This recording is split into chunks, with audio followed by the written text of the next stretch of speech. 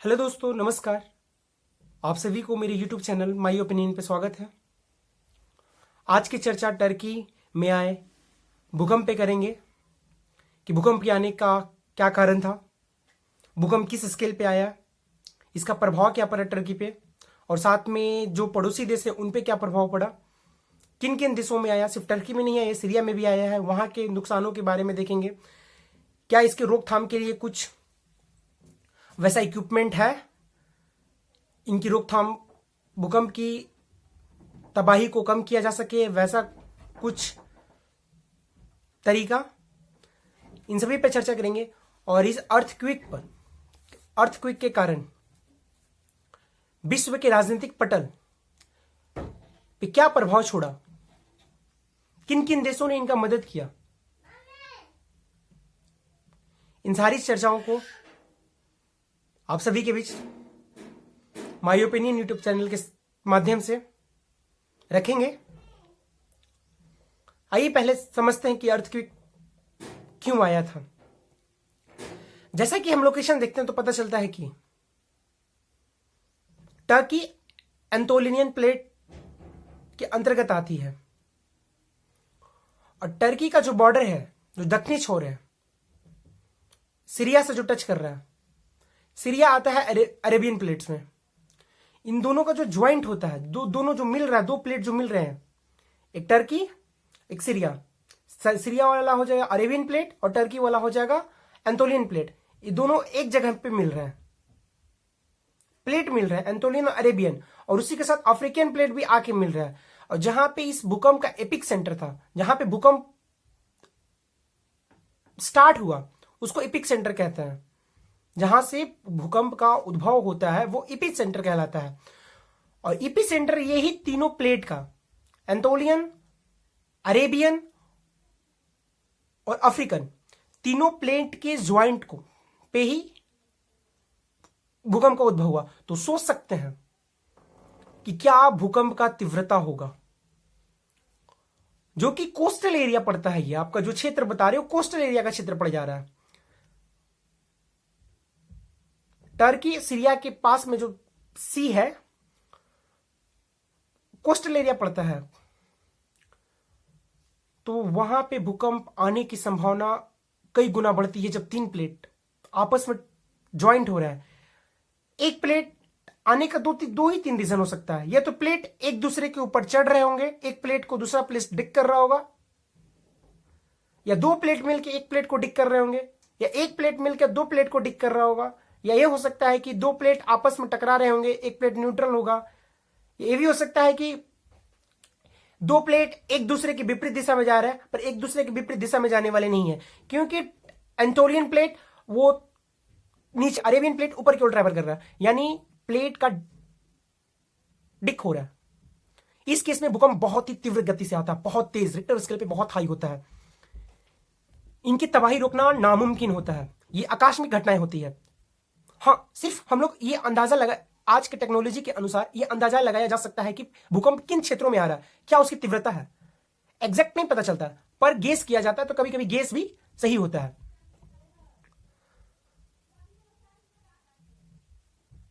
Turkey और Syria में जो भूकंप आया है, सिर्फ यहां पे ही नहीं बल्कि उसके आसपास के पड़ोस देश में भी, लेबनान, जॉर्डन, इन सब देशों में भी इसका असर दिखाया है। परंतु ईपी सेंटर जहां रहेगा वहां पे भूकंप की तीव्रता बहुत ही हाई होती है। तो ईपी सेंटर इसका टर्की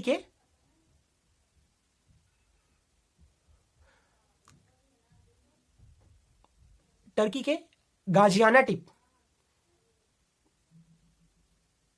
जो कि नुरदागी डिस्ट्रिक्ट में था। टर्की के गाजियानाटिप लोकल एरिया डिस्ट्रिक्ट पड़ जाता है नुरदागी डिस्ट्रिक्ट। हालांकि ये उतना विकसित जगह नहीं है, यहां पे एग्रीकल्चर लैंडेड है, जो कि कॉटन, व्हीट एक्सेट्रा प्रोडक्ट्स को उपजाते हैं। किंतु जो इसका रिक्टर स्केल पे 7.5 मेजर किया गया, 7.5 का भूकंप तबाही से कम नहीं होता।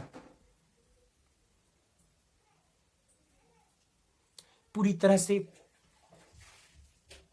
टर्की बर्बाद हो चुका है। हालांकि इससे पहले टर्की इकोनॉमिक्स को लेकर, अर्थव्यवस्था को लेकर परेशान था, लगातार उसकी अर्थव्यवस्था में गिरावट, मुद्रा कोष, फॉरेन रिजर्व में गिरावट, और उसके ऊपर महंगाई हाई चल रहा है, उसके ऊपर इतना बड़ा संकट, ये देश को 20 से 25 साल पीछे बैक कर लेगा। हालांकि इसमें किसी दुश्मन का हाथ नहीं हो सकता क्योंकि नेचुरल है।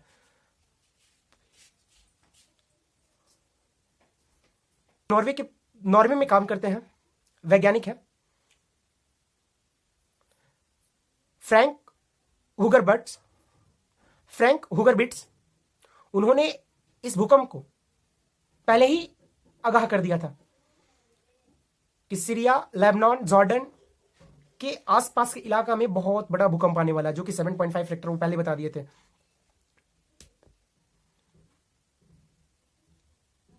और उन्होंने ही दूसरा प्रेडिक्शन किया है कि ये भारत में भी भूकंप आने वाला है, हो सकता है आएगा, क्योंकि भारतीय प्लेट और यूरेशियाई प्लेट टकराने से आएगा, उनका कहना है। क्योंकि भारतीय प्लेट का खिसकाव उत्तर पूर्वी दिशा में हो रहा है, अब ये लगातार चलते जा रहा है। अगर प्लेट वहां खिसका है तो इसका प्रभाव यहां पड़ेगा, आज पड़े कल पड़े, पड़ना तय है। यहां भारत सरकार किस तरह से हैंडल करती है। हालांकि अगर इसका भूकंप का एपिक सेंटर होगा तो वो हमको नॉर्थ में ही रहने वाला है। हमको लगता है इसमें तिब्बत, नेपाल, कश्मीर, लद्दाख और उधर थोड़ा सा आगे बढ़ जाइएगा तो पाकिस्तान का ऊपरी भाग, अफगानिस्तान का दक्षिणी भाग, इन सब क्षेत्रों में पड़ेगा। साउथ में नहीं होने वाला, ना मिडिल पार्ट में होने वाला भारत का। पर देखते हैं, वेट एंड वॉच, क्या परिदृश्य बनता है। भगवान करे कि इस लार्ज स्केल पे ना हो, जबकि भूकंप लार्ज स्केल पे आता है ना तो बहुत तबाही होता है, जो कि हम लोग जीता जागता सबूत देख रहे हैं टर्की में। वर्ल्ड हेल्थ ऑर्गेनाइजेशन ने प्रिडिक्शन किया है कम से कम तो 20-30 हजार लोगों का जान जाने वाला है।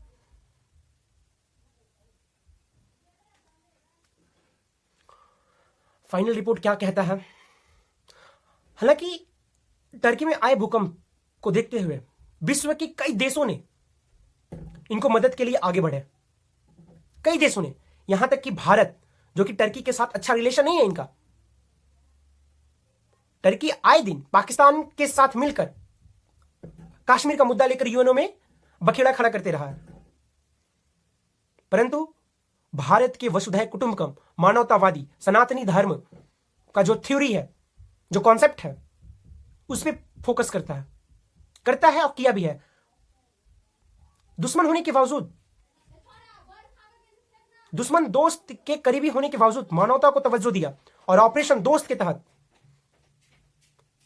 कई को राहत कर्मियों को टर्की में भेजा गया, कई को सामान को दिया गया, कई एम्बुलेंस, डॉक्टर, डॉग्स, जो भी भूकंप में आने के बाद होने वाले उपकरणों का उपयोग होता है, भारत सरकार ने सभी को दिया, सभी दिया।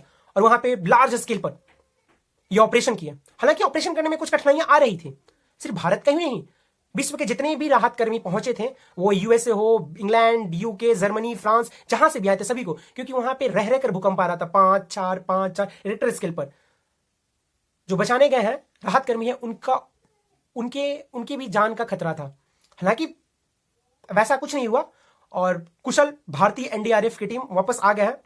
देखने वाली बात थी, जब टर्की वहां पे अपने देश में के लोगों को बचाने के लिए जद्दोजहद कर रहा था, दूसरे देशों से मदद मांग रहा था, उसी वक्त पाकिस्तान, जो कि उसका सबसे करीबी दोस्त है, वो क्या कहता है कि हम टर्की का दौरा करेंगे। क्या कॉमन है भाई, मानना पड़ेगा।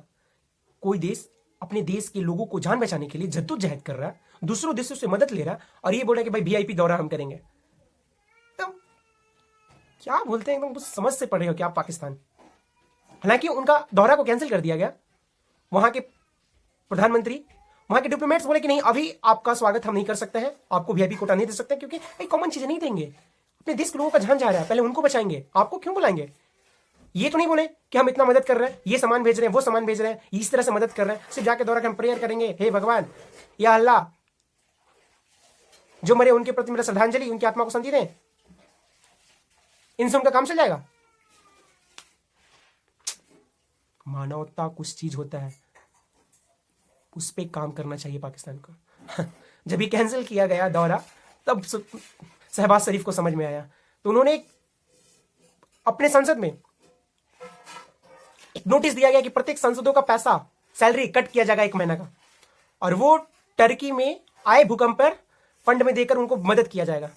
उन्हीं के एक सांसद, उन्हीं के एक पार्लियामेंट्री उठ के बोलते हैं कि हम नहीं देंगे पैसा, देना होगा तो हम अपने देश, देना होगा तो हम डायरेक्ट फंड्स में देंगे। इना की शहबाज शरीफ के थ्रू एक फंड बनाया गया क्योंकि इसमें घोटाला हो सकता है, और उन्होंने इसे पुल आउट कर लिया। बताइए, जिस देश के प्रधानमंत्री पे उसके संसद सहयोगी, संसद नहीं वो मंत्री थे, कानून मंत्री, उनको भरोसा नहीं है तो देश की जनता को क्या करेगा। हालांकि देख रहे हैं जनता का क्या हाल है पाकिस्तान में, आए दिन विरोध प्रदर्शन चल रहा है। पीओके है, पीओके हो, बलूचिस्तान हो, पंजाब प्रांत हो, लाहौर हो, सभी जगह पे अब इसका पत्ता साफ होने वाला है पाकिस्तान का। चलिए आते हैं, बात कर रहे थे हम लोग टर्की पे। और जब ये दौरा रद्द हुआ उसके बाद पाकिस्तान के जो प्राइम मिनिस्टर है उन्होंने दूसरा लगाया कि नहीं चलो अब दौरा रद्द हो गया है तो कुछ सामान भेजते हैं। उनके पास तो पैसा ही नहीं, फॉरेन रिजर्व है नहीं, फॉरेन रिजर्व 3 कुछ बिलियन है, जो कि मुश्किल से 3-4 महीना चलने वाला है। IMF इनको ठुकरा दिया है, ये खुद ही कंगाल होने वाले देश में है। दूसरे क्या मदद, बेचारे ये भी मजबूर पड़े हुए हैं, क्या करोगे, ये भी मजबूर पड़े हुए हैं। फिर भी हिम्मत देखिए इनका, जो देश उनको मदद किया था आज से 4-5 महीना पहले जब इनके यहां बाढ़ आई थी, वही सारा सामान को सिर्फ ऊपर से टैग चेंज करके, पार्सल होता है ना, पार्सल का ऊपरी टैग चेंज करके अंदर का टैग चेंज ही नहीं किया, और टोटल माल वापस टर्की भिजवा दिया। जब टर्की में पार्सल खुला तो देख रहा है जो इन्होंने टैग लगा के दिया था सेम चीज। बताइए ये कौन सा बेशर्मी का हद है भाई। उसी का सामान आपको मदद कर रहा है, वही सामान आप उसको लौटा रहे हैं, कहां जाएगा। अब जो भी हो आगे देखा जाएगा क्या है नहीं है। और इसी वक्त जब ये टर्की में भूकंप आया था उसी वक्त सीरिया में भी आया था। सीरिया में भी उतना ही तबाही हुआ है जितना टर्की में हुआ है, या कह सकते हैं उससे कुछ कम हुआ होगा या उससे ज्यादा हुआ होगा, क्लियर रिपोर्ट नहीं है किसी के पास। और उससे मदद करने के लिए विश्व के अधिकतर देश सामने नहीं है, यहां तक कि भारत भी बचा। क्या कारण था इसका? सिर्फ एक कारण था, USA का मोनोपोली, उनके द्वारा लगाए गए सीरिया पे सैंक्शन। ये जो बड़े देश होते हैं ना, वो अपने चंगुल में पूरे विश्व को पकड़ लेते हैं और जिधर चाहते उधर घुमाते रहते हैं, जो कि गलत है। ये किस तरह का सैंक्शन है भाई, किस तरह का सैंक्शन है? मानवतावादी देखना चाहिए। हालांकि भारत को भी मदद करना चाहिए था लार्ज स्केल पे, किया भी है, पर उससे लार्ज स्केल करना चाहिए था जिस स्केल से किया। सैंक्शन है, अमेरिका को भी सोचना चाहिए कि भाई इस तरह का तो सैंक्शन हम हटा लेते हैं कुछ वक्त के लिए। सिर्फ उसका एक देश सपोर्ट किया, वो था रसिया। अकेला मसीहा बन के खड़ा था सीरिया में। इंसान का जान बेशकीमती है, इस पे राजनीति नहीं होना चाहिए, डिप्लोमेट नहीं होना चाहिए, क्योंकि ये दोबारा नहीं मिलने वाला है, जो है यहीं पे है।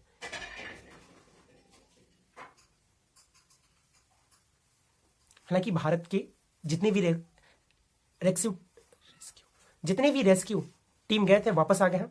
जब वापस आ रहे थे तो टर्की के लोगों ने उनका स्वागत ताली बजा के किया एयरपोर्ट्स पे। कितना गौरवान्वित बात है, कितना गौरवान्वित फील होने वाली बात है कि जिस देश के साथ मेरा रिलेशन पिछले कई दशकों से खराब चल रहा है, आए दिन UN में एक दूसरे से भिड़ जाना, आए दिन मीडिया में भिड़ जाना, भारत में किसी भी प्रकार का कुछ मुद्दा होता है तो टर्की उस पर एक्शन लेता है पाकिस्तान की वजह से।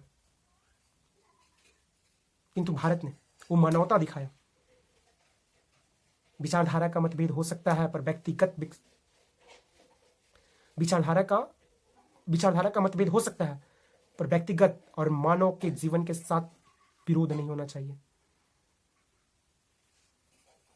और हमारे धर्म ने यही सिखाया है, सनातन धर्म यही बताता है, सर्वधर्म समभाव।